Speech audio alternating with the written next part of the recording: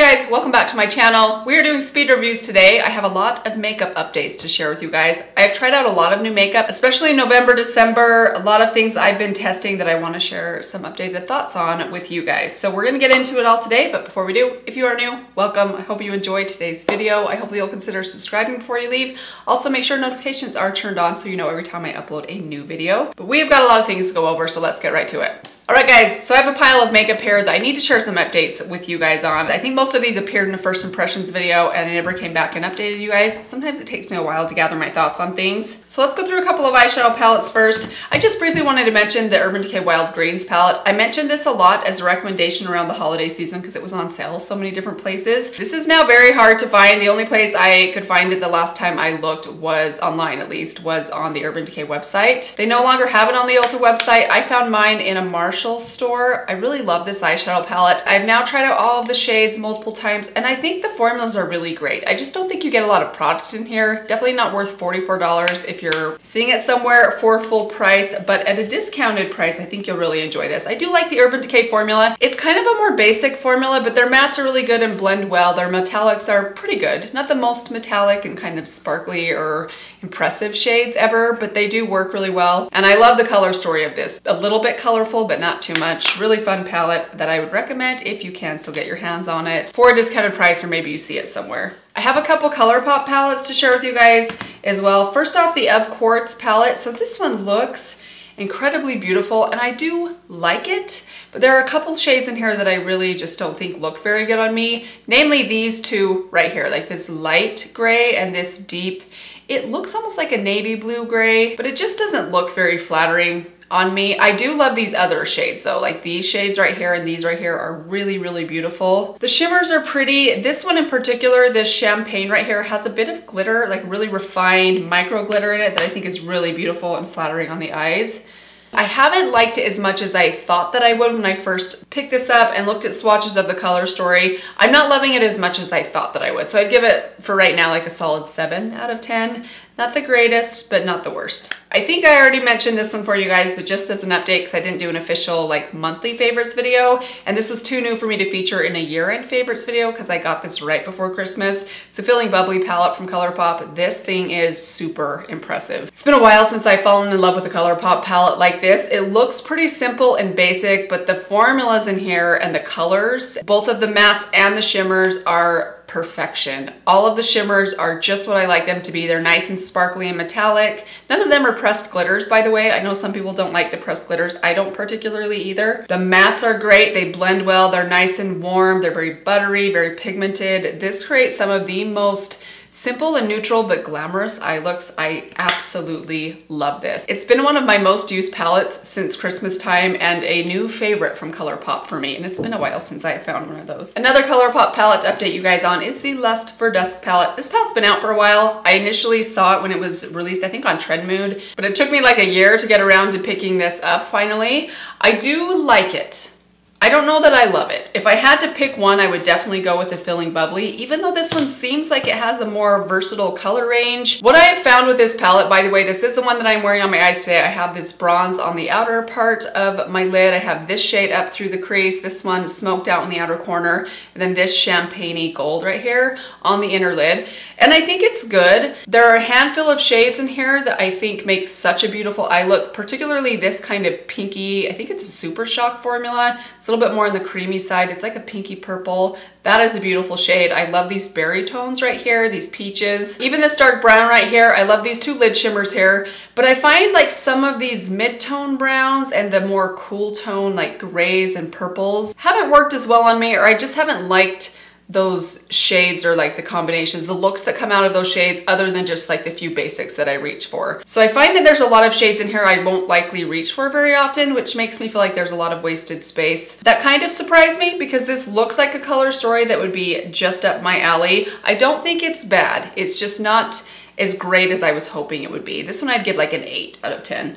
All right, so that is it for the eyeshadow palettes that I have updates on for you guys. Let's go through a couple of cheek products. First off, a cream bronzer. This is the Merit Cream Bronzer Stick. This one is in the shade Clay. I do really like this bronzer. It is very different than the other bronzers within my collection, particularly stick bronzers. This is a very creamy bronzer for it being in a stick. In fact, the formula of this one kind of reminds me of the formula inside like the Patrick Ta cream bronzer, the Kaja Playa Bento bronzer. It's very, very emollient and very kind of thin and just super blendable. Normally with a stick bronzer or with a potted bronzer, I like to go right in with my cream bronzer brush, something like this. But this one is almost too soft to do that with, so I apply this very differently than I do my other cream bronzers. I actually draw it directly onto my skin, and then I like to blend it out with a beauty sponge, just the back end of a damp beauty sponge. I tap it a few times and it's blended out. It's a beautiful, beautiful color. By the way, I'm wearing this one on my cheeks today. Let me give it a swatch for you guys right here. There's the shade Clay. It's very pretty. It's pretty warm, but it's not orange in any way. Really nice formula. I think the only other product I apply that way is my Charlotte Tilbury Hollywood Contour Wand. It's a really interesting formula. If you have very dry skin, I think you'll like this. And also if you have trouble with things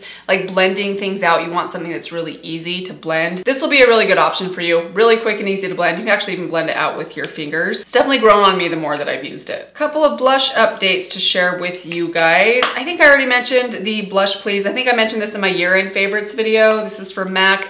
Love this shade. I picked this shade up in the fall and I absolutely love it. It's the perfect shade of blush for me. In that same order, I also picked up this blush from MAC. This is the MAC Mineralized Blush in the shade Warm Soul. This is an old classic. I heard people talk about this when I first started watching YouTube videos years and years ago, but I actually don't like this one quite as much. And it's not because it's a powder. I just have a hard time getting this to show up on me. My skin is relative, I'd say it's like solid light. I don't think I'm fair, but I'm also not really light medium. Unless I have a really good self-tan going on. This one's just a little bit too light for me. I have to go in with like 4 layers of this before I notice it. I do like my blush to actually look like a blush. So there it is right there. Let me see if I can swatch this on the back of my hand. I mean, it shows up. It's just a very light, soft, dusty peach. Probably more suitable for those of you that have fair skin. I think if you have fair skin, you're probably gonna love this. It's a really beautiful color. The subtle sheen in it is really lovely as well. I do like the formula. I just think the color doesn't quite have enough depth or pigment for me. This right here, so this I picked up at Marshall's. This is the Stila Convertible Color Cream Blush Quad.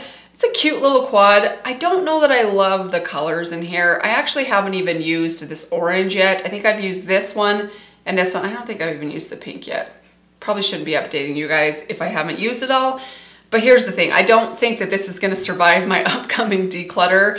While I think it's good, it's definitely not as good as most of my other cream blushes, and I hate to keep something like this when I know I'm only gonna use possibly 1 shade. The formula is really nice. It's nice and compact and like travel friendly. If you travel a lot and you want to have some options when you travel, I think this is a really nice little palette if you like cream blush. I actually think this one, which by the way is in the shade number 2. So this is the second version. I think these shades are a little bit deeper. I think this is meant for those with more like medium to deep skin tones, which I can see because they're pretty vibrant. They definitely take a little bit more careful or light of a hand for me to get these colors to work for me because they're a little bit deep for my skin tone, although with a cream blush you can definitely get them to work. I'm just not wildly in love with it. I think it's mainly because the shades are not really suited for my skin tone, but the formula is really good. Speaking of cream blushes, one that I surprisingly really love, it's the one that I'm wearing today, is this blush here from Liss. So I heard a lot about this brand on YouTube from some of you guys that recommended them, and this one really is incredible. So I ended up picking up the shade Self Love.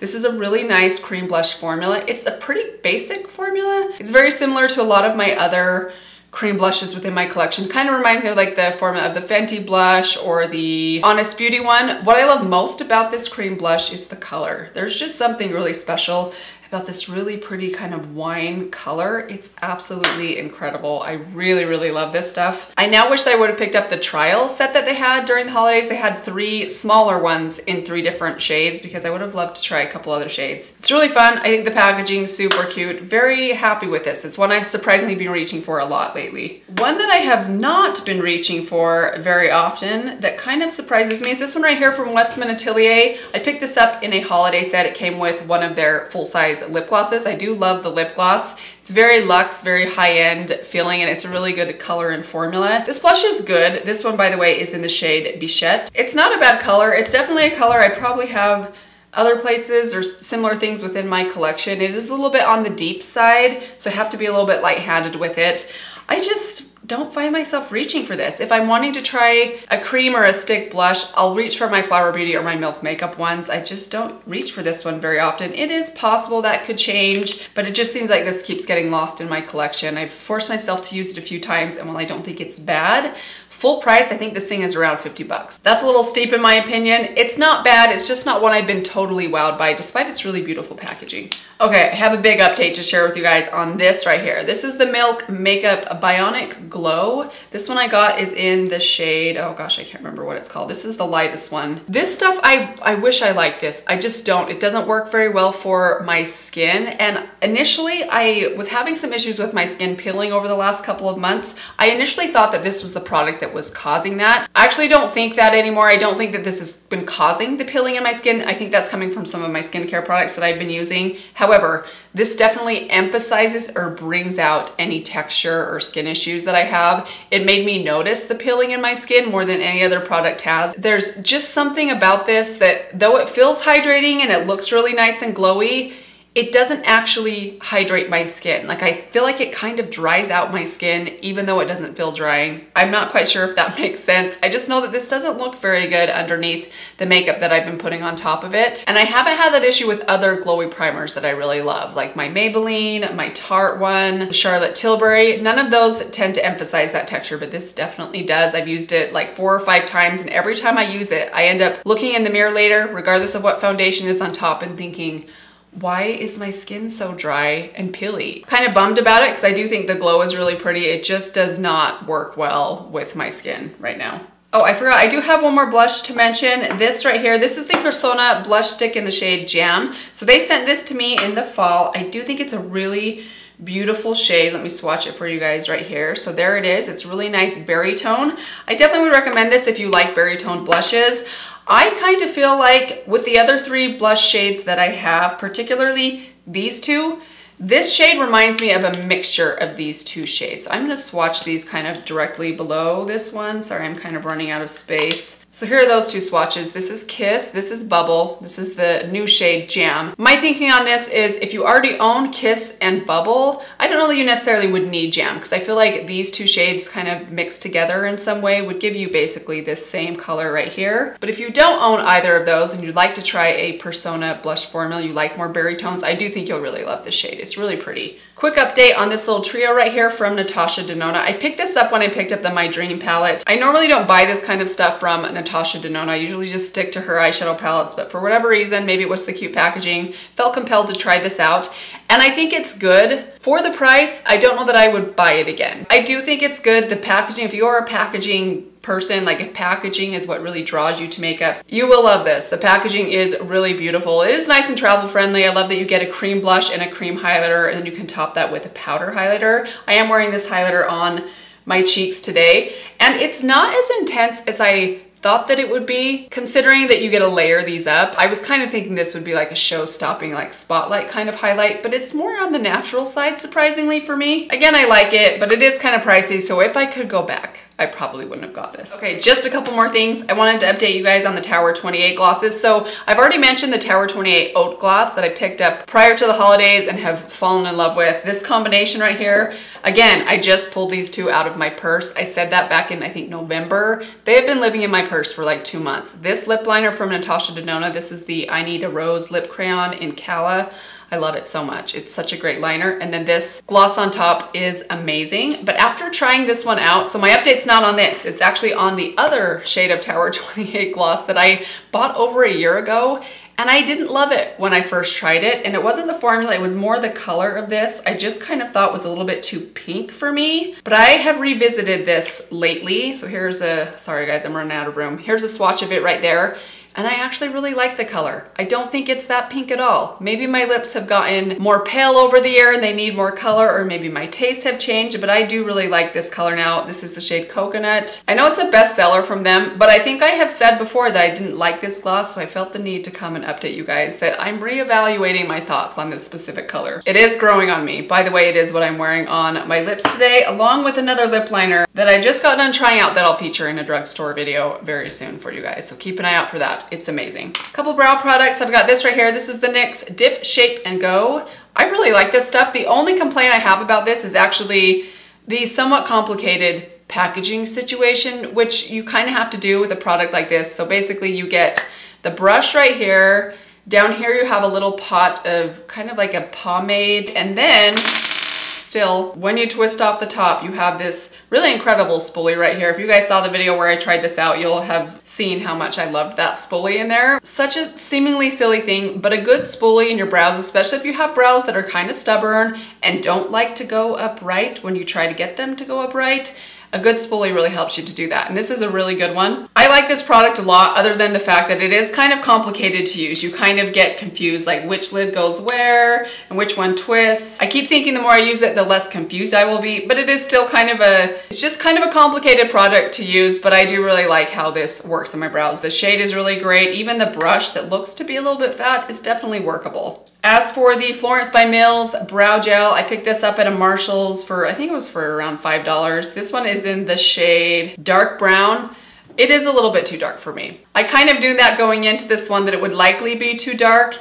I don't think it's a bad product. I do like that it's more of a wet brow gel. I kind of think the spoolie of this is almost too small. I mean, this is so tiny, like you can't even see that. Even right next to my face, I can barely tell that it's a spoolie. Not my favorite brow product ever, even though the gel itself I really do like. And I actually don't think they make this anymore, at least not the tinted shades. When I checked on Ulta's website last time, they only had the clear version available. And the last thing is the Sephora Best Skin Ever Concealer.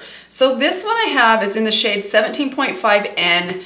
And this shade is just a little bit dark on me, so I kind of feel like my thoughts on this, even though I've used it several times, I've even used it with like a lighter, like a really light concealer, added into this to see if the shade would work. You do get quite a bit of product in here, although looking at the packaging, you think this had like half an ounce. It has 0.3 ounces, which is a lot, but it's not, I mean, even my Revlon that comes in a package much smaller than this gives you a little bit more than that. It's not a bad concealer, but it does kind of dry down a little bit. So it can be a little bit drying on my skin. It's just not as hydrating as some of my favorite concealers are, like the Revlon or the Kosas. It does cover really well. That is one thing I will say. It actually doesn't look that dark right there, but I know when I put it on my face, it just looks like the shade is just a little bit off. And I'm not sure I love the finish as much as some of my other favorite concealers.